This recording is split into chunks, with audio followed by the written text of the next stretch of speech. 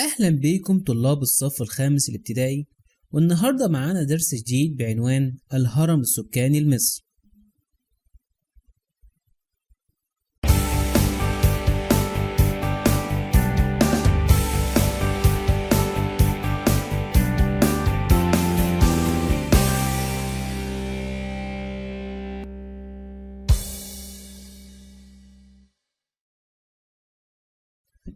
وأول حاجة لازم نعرفها هي الهرم السكاني.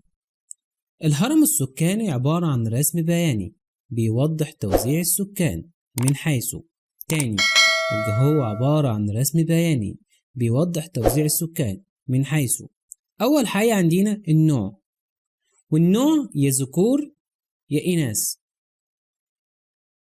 أو من حيث العمر، فئات صغار السن، فئات سن العمل، وفئات كبار السن. طيب تعالوا نعرف وصف الهرم السكاني لمصر. بينقسم الهرم السكاني إلى شقين، اللون الأزرق هي إحصاءات الذكور، واللون الوردي إلى إحصاءات الإناث. كمان بينقسم الهرم السكاني إلى الفئات العمرية، وبينقسم معانا الفئات العمرية إلى صغار السن من سن ال 14 سنة، وسن العمل من 15 ل 64 سنة. كمان آخر حاجة عندنا في الجدول أو في الهرم كبار السن، وهم أكثر من 65 عام. طيب تعال نعرف أنواع الهرم السكاني.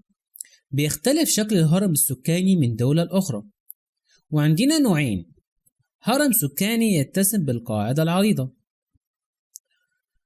وبيطلق عليه هذا الاسم نتيجة لزيادة عدد المواليد، وهرم سكاني يتصف بالقاعدة الضيقة، ويطلق عليه هذا الاسم نتيجة لانخفاض عدد المواليد. عشان كده يعتبر الهرم السكاني لمصر يتسم بالقاعدة العريضة نتيجة لزيادة عدد المواليد. طيب تعالوا نعرف مع بعض التركيب السكاني لمصر.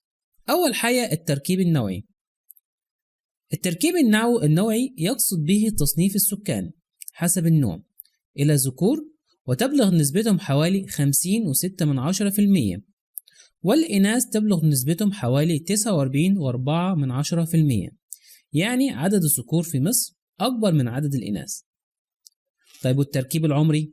التركيب العمري يقصد به تصنيف السكان حسب الفئات العمرية، يعني أعمارهم. والتركيب العمري للسكان في مصر وفقا لتقديرات 2022 بيتكون من صغار السن، وهم يمثلوا قاعدة الهرم السكاني، وتبلغ نحو ثلث سكان مصر، وهي فئات غير منتجة وتحتاج إلى رعاية.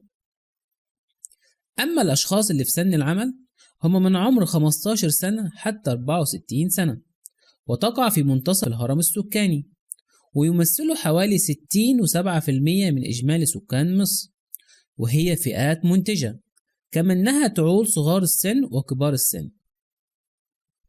وآخر فئة معانا اللي هم كبار السن، وهم أكثر من 65 سنة، ويقعوا في قمة الهرم السكاني، وتبلغ نسبتهم حوالي 5.4% فقط من إجمالي سكان مصر. أهمية الهرم السكاني لمصر. بيساعد بيانات الهرم السكاني على تقدير الاحتياجات المختلفة لكل فئة عمرية في الحاضر والمستقبل، زي التعليم والصحة ومرافق أو الخدمات، وآخر حاجة معانا فرص العمل. وبكده انتهينا من الدرس النهاردة. أشوفكم على خير الدرس القادم. مع السلامة.